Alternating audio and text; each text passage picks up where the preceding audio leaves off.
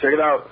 Philly's #1 DJ Ran, a.k.a. the Impact Player, and you're listening to www.inyourheadonline.com.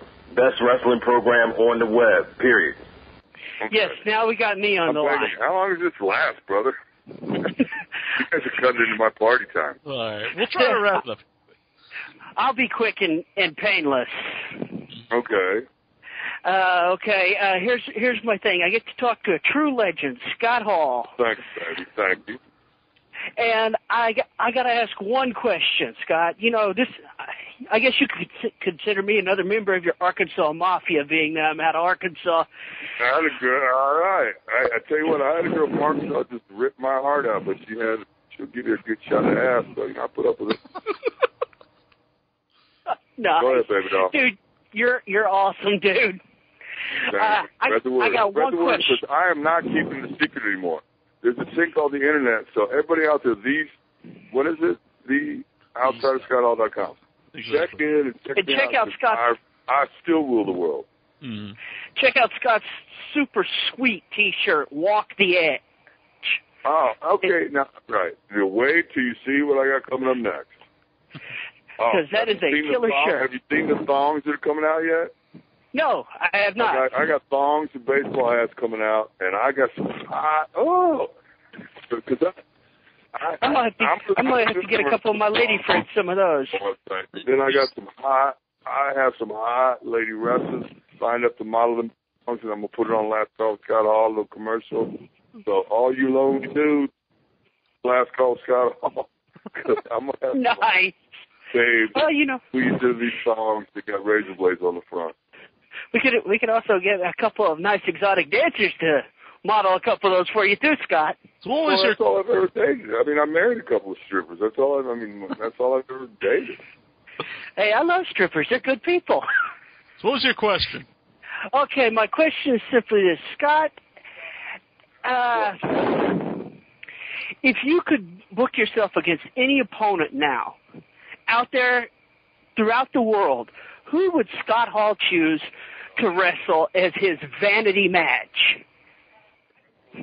Well, right now, if I wanted to please the crowd, which I do, and I want to sell tickets, which I do, I'll say what I said earlier. I think Scott Hall and Kevin Nash versus Shawn Michaels and Triple H.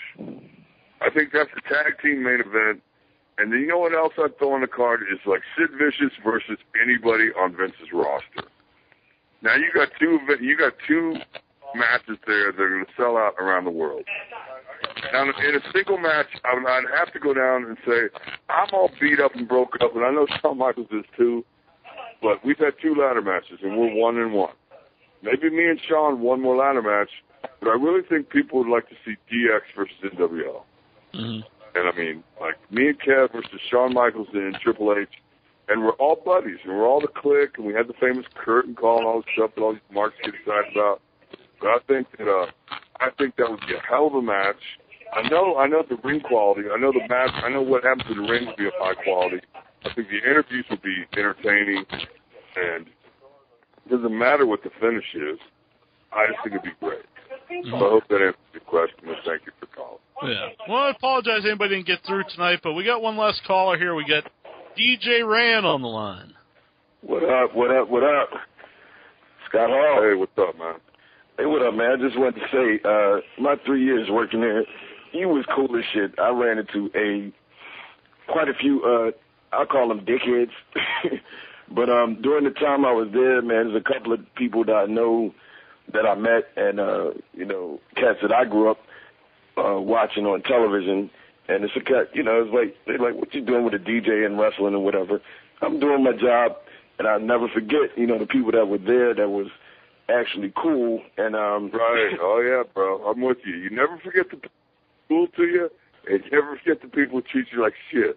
Because that's one thing I learned from Mr. Perfect, from Kurt Hennig. He used to teach me early on. He said, be nice to everybody, because you never know who they might turn out to be.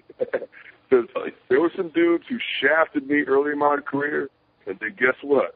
When all of a sudden now the NWO's on fire and I got stoked, now these dudes are sucking up to me. Hey, Wild Bill Irwin, like you, for instance. People are sucking up to me and want a job. But no, remember when you treated me like shit in the AWA? Like, guess what, pal? Security, get this mark out of the locker room. I mean, I feel you, bro. I know exactly what you mean. People who do you good, you never forget. Like guys like Larry Zbyszko, Dusty Rhodes, Kevin Sullivan, Oliver Humperdinck, all these cats we're talking about, all treated me good when I was a young jabron, and I didn't deserve the push I was getting, but they weren't marks. They went, look, this guy's getting pushed because he has a look. We know he can't work a lick, but he's getting pushed because he's money. They didn't care. So it was so sweet to come back. Everything comes back around. What goes around comes around. And I got to be in a position where I could do business with my boys who would help me. And guys like, wow, Bill Irwin, you mark, was treating me like shit when I knew nothing in the AWA. It made me fight into the ring on a. Hennig would sell his ass off and give me a hot tag, and Irwin would make me fight to get through the ropes to come in and make a comeback. So Irwin, you jabron, I guess they call him gas or something now, and you deserve to be, you goof. That's I'm always talking tough because I think I can whip him. And if I can't, I got Kev on speed dial. So if I'm on top, I'm cool. If not, if he starts taking over, I'll push one, and here comes Kev, and Kev will beat him up. But, I mean, that's the example I'm making. This dude was jealous of me because I was getting pushed. And guess what? Screw you, man. It wasn't my fault. Hey, Scott, it's funny, too, that you said Kurt Hennig, because he was another one of the cats, Page or whatever, but definitely, rest his soul. When I came in, he knew that I hated that whole, that Master P shit, because I'm sitting there like, I'm black, and I don't even listen to this shit. What the fuck is you doing here? And it's like, it was killing me, because we go in the arenas, that shit getting our shit over, and then by them having me attached to it, I'm like, okay, are you trying to speed up my death at this place? And the only friends that I had, for the few people that knew me, I'm out of Philly, so I was doing shit for ECW for years before. And a lot of them cats I met, I had them on my radio show in Philly, so I knew any of the cats that went to the company that was from there, and they did my show that I remember. But anybody that was new, I know for a fact there was certain people, and you know how that place worked. It was like fucking sheep herders leading the sheep. They walk around telling people, who to like and who to be an asshole. This one did this and all that political shit or whatever. But I know for myself. Oh, yeah, man. That's part of the business, bro. Yeah, like in terms of myself, the people that I knew that was having fun, like I was telling Neil one time I got the little bootleg footage of one of them times you and Kev were like leaving out from a match, and for no reason at all, you guys just decided, let me just go get up in the fucking Nitro Girl cages and fucking dance around. Fucking crowd pop crazy. Shit was hilarious. I plead insanity because I'm crazy. But it's funny though, because that's the shit I'm talking about. It's like there's a couple of cats that I saw that would just do shit just having fun, and then there was some other motherfuckers that was just walking around and they just took the shit way too serious. Well, the way I look at it, bro, it's like it's our lives, right? It's my life. I've chosen to do this, so I'm going to have fun. I want to have fun. I learned that from Pat Patterson. You might as well have fun, and guess what? If you're going to, Pat Patterson taught us this, if you're going to bother to do it, you might as well be, like, really good at it. Yeah. Like, if you're gonna bother to do it, and we're going to point these TV cameras at you that go all over the world, why don't you be real, real good? And we go, how do we do that, Pat? And he go, well, come here and sit under the learning tree. And he's smart and stuff. But no, I feel you, bro. That's exactly, I want to hang out with the guys who have smiles on their faces. I don't want to hang out with the guys with the boo-boo face. I don't want to hang out with the guys who go, I want to hang out with the guys who go, woo, here we go, I don't know.